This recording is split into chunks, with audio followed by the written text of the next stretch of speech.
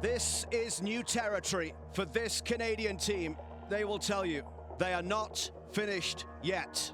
What I remember of the Venezuela game is the stadium was pretty much full of Venezuelans, and they were very spirited and backed their team in a really big way.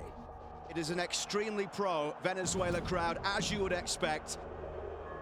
It was so loud. It was about 30, but felt like 60 at some times. It was very intense in terms of the pace of the game. It was very fast. What a competitive game this is.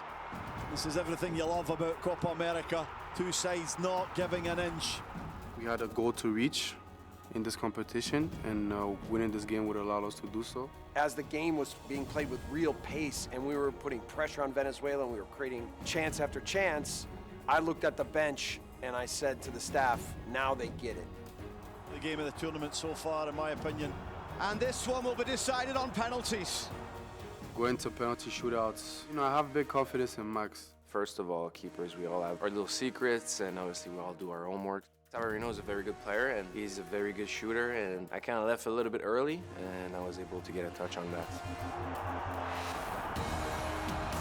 Maxime Crepeau diving all out to his right, and Savarino can't believe it. Fifth round's done, and then his run-up was a bit shorter than the usual. I left pretty early because I knew it was going there and made the save.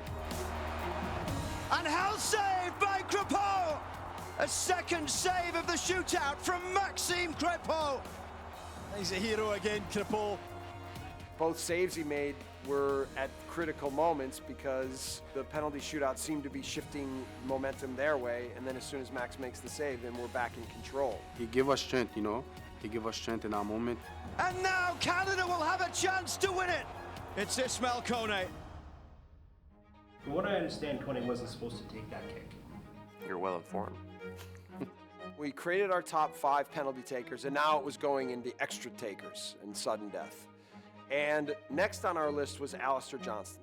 At that moment, when I was motioning for Alistair, Jonathan David looked over at me and he goes, no, have Ismael take it, have Ismael take it. I said, okay, go ahead. Me and JD had a talk about it, that it might come to me to score the winning penalties. I think he just believed in me to shoot the penalty, so I was just ready for it if my name was called upon, and I know I could shoot. I know I could shoot well. I've been wanting moments like this since I was a kid. Ismael Kone can win it for Canada. I'm just looking at the keeper and it doesn't look so much confident. In my head, I'm completely free because I know, the people behind me trust me. Kone! He sends Canada into the semi-finals of Copa America. I think in the moment I didn't realize how much it meant for the country, but then now talking about it and then realizing and speaking to people about it, they showed me how much it was a big moment. One of the biggest moments in the history of this team. I just remember Moise sprinting to me and just jumping on me. Yeah, good moments. It was a very good moment. Soak it in. This is about Canada and holding their nerve and trusting in each other. I think it's a seminal moment in the program's history, and I was excited for the team to feel the success. Certainly looking at that game, it gives us a lot of strength. We were going in there to win, and it's been like that ever since. It was a very proud moment for the whole organization and for the country.